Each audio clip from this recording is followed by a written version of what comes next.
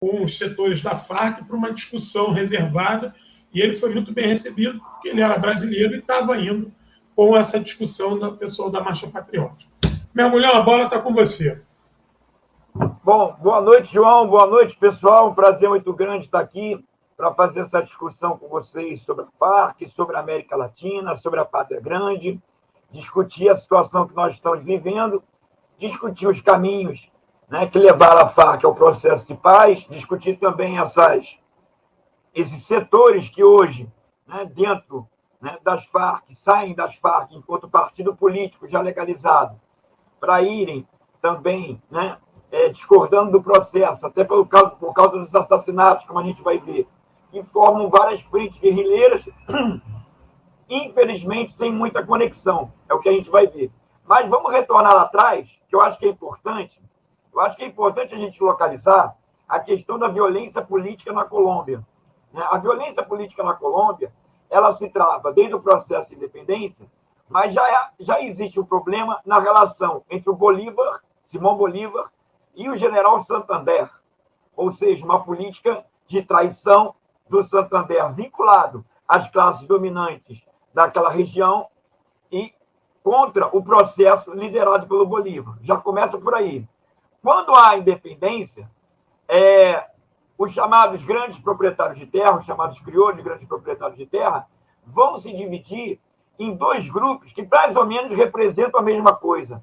E tudo sanado não na base do diálogo, mas na base da luta e da arma. Qualquer tipo de conflito, qualquer tipo de discussão, melhor dizendo, qualquer tipo de contradição, era na base da arma. E a ponto de, a primeira Constituição da Colômbia foi em 1821.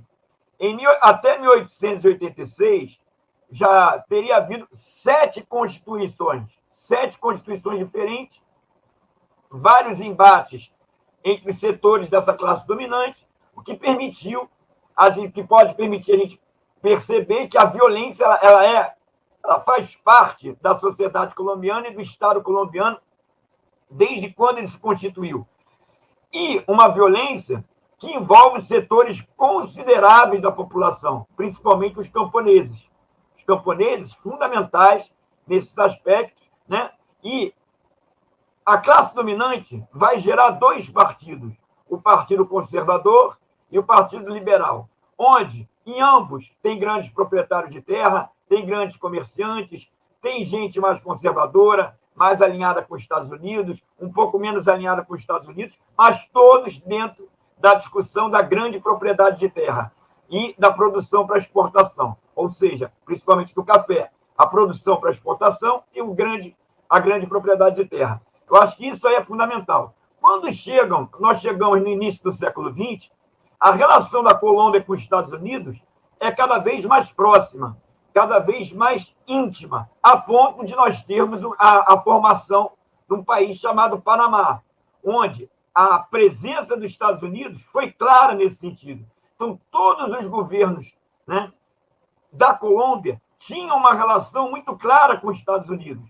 Claro que nesse processo de pequenas indústrias surgindo na Colômbia, embora a base camponesa, a base agrícola, da exportação agrícola seja muito forte, vai surgindo com as indústrias no setor da burguesia e também uma classe operária, vão surgir as lutas operárias, mas mesmo o Partido Comunista, que surge em 1930, se eu não me engano, ele tem uma forte vinculação com os sindicatos rurais, com os camponeses, né?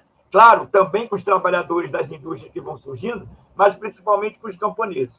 E essa luta ela vai se desenvolvendo, sempre com uma briga entre liberais e conservadores, até que, em 1945, 46, 47, ao final da Segunda Guerra Mundial, os Estados Unidos querem manter, de qualquer maneira, a sua hegemonia sobre a América Latina. E qualquer movimento camponês, e vários camponeses já tinham morrido nas várias batalhas contra a United Fruit, por exemplo, contra empresas americanas, contra os latifundiários, tanto conservadores como liberais.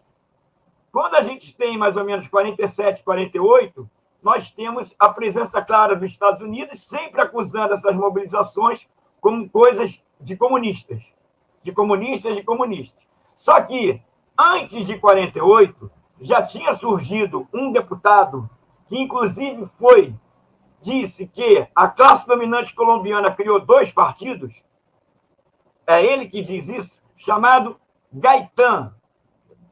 O Gaitán é um liberal. Mas a gente pode colocar como um liberal mais radical, defensor das ideias progressistas, das ideias nacionalistas, das reformas sociais. Não sei se o pessoal está me ouvindo. Está me ouvindo, João? Eu que não estou te ouvindo.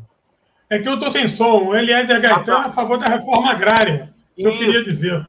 A favor dessas reformas todas, a gente já tinha tido um governo não progressista, mas um governo um pouco mais avançado na Colômbia, que não deu consequência às reformas. E o Gaitán assume essas reformas e chama o povo à la carga, ou seja, ao combate, à luta contra as oligarquias. As oligarquias estariam, vamos dizer assim, não só ligadas aos Estados Unidos, mas acabando com qualquer processo de desenvolvimento da Colômbia. Em 48, o Gaitán é assassinado. Com o assassinato do Gaitán, nós temos um levante popular espontâneo em várias cidades da Colômbia,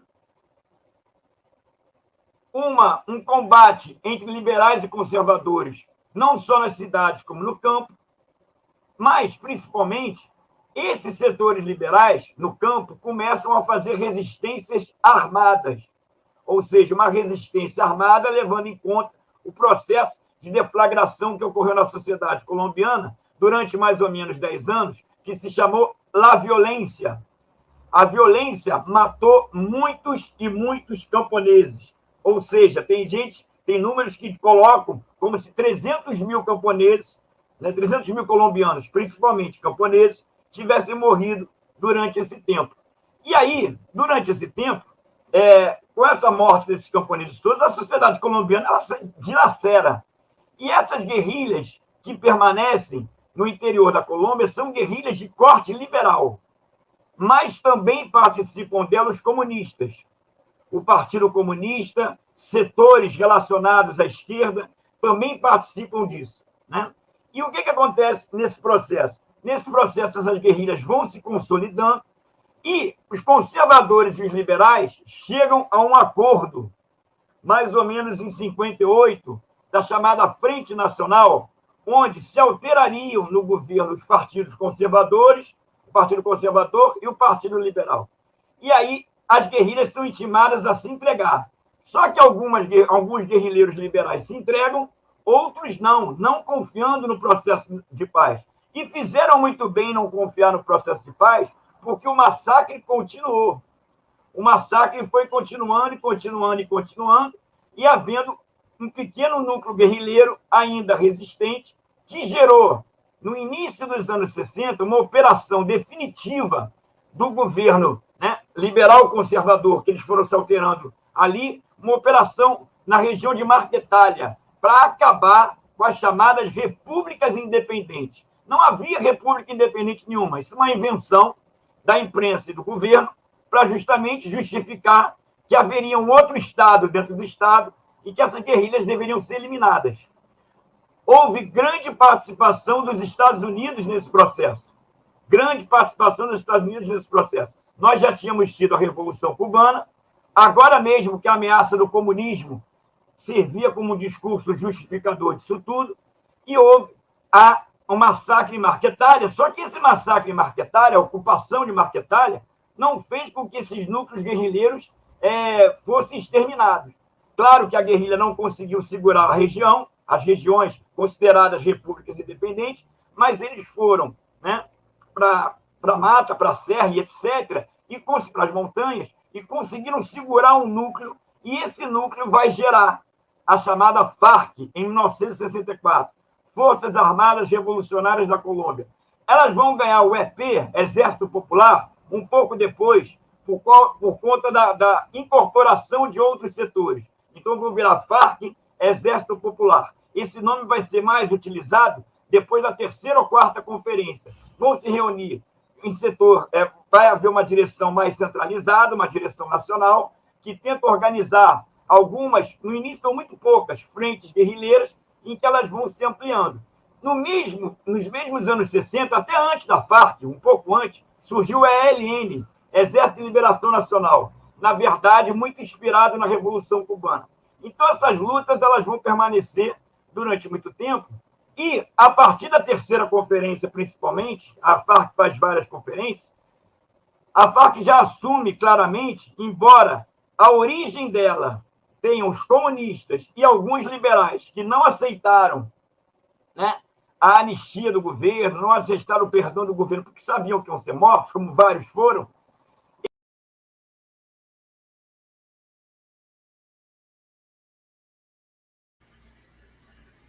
Peraí, que eu vou trazer ele de volta. Opa! Voltou. Assumem cada vez mais uma postura marxista e leninista. Vão assumindo cada vez mais uma postura revolucionária. E aí, além da resistência, eles vão incorporando a visão de que era necessário a tomada do poder. É isso que é importante. Então, de uma guerrilha de resistência, passou a ser uma guerrilha mais ofensiva no sentido de tomar o poder do Estado. Então, na verdade, esse conflito ele nasce das entranhas da sociedade colombiana. É um conflito relacionado à ofensiva da classe dominante contra os camponeses e contra os trabalhadores. Nada tem de participação da União Soviética, participação de Cuba, nada disso. Isso muito antes da Revolução Cubana a gente já tinha essa luta. Vai, João. Eu queria balizar isso. Primeira grande curiosidade: o Fidel Castro ele participa do Bogotácio.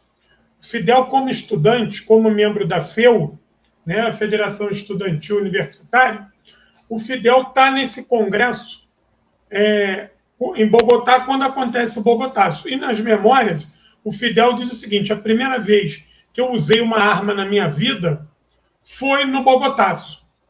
Ou seja, essa relação Colômbia e Cuba já estava traçada ali cabalisticamente com a presença do Fidel. Outro detalhe. Dizem que o Fidel ia encontrar o Gaetano. Sim, parece que... Eu acho que não chegou a encontrar, né? Não chegou, mas ia. Ele ia encontrar quando teve o assassinato. Então, o que acontece? A FARC, porque o nome é o seguinte: Partido Comunista Colombiano, o Partido Comunista da Colômbia Clandestino. Esse é o nome que o partido vai tomar, né? A Forças Armadas Revolucionárias da Colômbia, Exército do Povo, é o seu exército. A FARC, eu quero localizar só isso que o Mergulhão falou. De uma guerrilha de resistência, ela vai se estruturar como um exército popular. Na impossibilidade de qualquer acordo com o governo de Bogotá, a FARC vai entender o seguinte: nós vamos ter que dominar as ciências militares e vamos ter que cada vez mais incorporar áreas. Por quê? Se ficassem só no seu reduto principal se defendendo, seriam esmagados. Precisavam de apoio popular. Então, quando a FARC se torna um exército proativo, ou seja, um exército que não vai fazer só operações de defesa, vai fazer operações ofensivas, eles vão também se tornar um pequeno Estado. Porque você vai ter regiões que a FARC vai dominar por completo. Eu esqueci as fotos. Separei as fotos para botar aqui. Vários cartazes, sinalização que a FARC usava nas estradas, e a FARC vai ser responsável por hospital, por correio, por escola, por segurança, pela sinalização das estradas. Tem uma foto que eu guardei aqui que é: atenção, você está entrando em área sob controle da FARC, é proibido usar arma e vem em paz. Entendeu? E uma setinha com várias direções de lugares. E isso é uma coisa que a ausência do Estado colombiano nessas regiões de extrema pobreza, a FARC vai suplantar isso com um trabalho de base, que era muito grande, e principalmente tentando substituir o plantio da coca. Nesse momento, a FARC identifica o seguinte: nessa virada de 60 para 70, esses lugares, muitas das vezes, a única coisa que tinha era o plantio da coca para venda. Não existia ainda essa história de laboratório produzindo. A gente vai chegar nisso. Mas o que eu quero deixar aqui marcado para devolver para o mergulhão, para que vocês entendam, é que é o seguinte: a Farc não nasceu grande. A Farc não nasceu um exército. A Farc vai tomando esse contorno de exército e fazendo operações cada vez maiores, batendo de frente com o exército colombiano, de igual para igual, vai se especializar em operações na selva, vai se especializar em operações furtivas. Inclusive, a Farc vai ter unidades de assalto, como um exército convencional tem. Porque muitas das vezes ela tinha que assaltar regiões que já eram semi-urbanas e você tinha combates urbanos. Eu não sei se o mergulhão lembra, teve uma vez que a Farc atacou uma região, que saiu até no jornal nacional, as imagens, que os guerrilheiros da Farc utilizavam um botijão de gás como explosivo. Eles desenvolveram uma técnica de botar o botijão para rolar no meio da rua e aquilo explodir como uma bomba potente. Ou seja, eles foram adaptando, né, o modus vivendi para poder sobreviver. Então, a Farc ela não vai tomar a opção da arma por puro e simples guerrilheirismo. E ela não vai se tornar um exército por um fetiche. Ela vai entender que já não havia condições concretas para que se estabelecesse um diálogo honesto, franco, com o governo de Bogotá. Essa dificuldade no diálogo, o Mergulhão já falou, já começa lá na escaramuça que o Santander patrocina contra o Bolívar. Já começa com essa. Já aparece novamente com o assassinato do Gaetano, que, como o Mergulhão falou, apesar de um liberal progressista, ele era um liberal, e as reformas que ele intimava para a Colômbia eram nos marcos do capital, não tinha nada que fosse o suprassumo do revolucionário. Então, a elite colombiana era uma elite completamente refratária a qualquer mudança do status quo. E, pior, uma elite que cultivava essa miséria agrária como maneira de se impor na região, já ligado a esse comércio de monocultura, já esse plantation, digamos assim. Mergulhão, contigo. Uma elite, João, ou seja, uma classe dominante muito ligada à questão da terra, fundamentalmente, não é isso? E muito ligada aos Estados Unidos. A gente também tem que pensar nisso. E as Farc, como diz aqui o companheiro, elas começam com uma posição defensiva, ou seja, o núcleo delas original é de uma posição defensiva, e elas passam a ser uma força armada revolucionária, né, em termos ofensivos e de controle de áreas e territórios. Né? Tem um documentário da Bandeirante que está no YouTube, ou seja, já é sobre os anos 90, que é interessante dizer como é que as Farc... Muito bom esse documentário. As Farc acabam substituindo o Estado onde não existe Estado. Primeiro que o Estado não estava lá.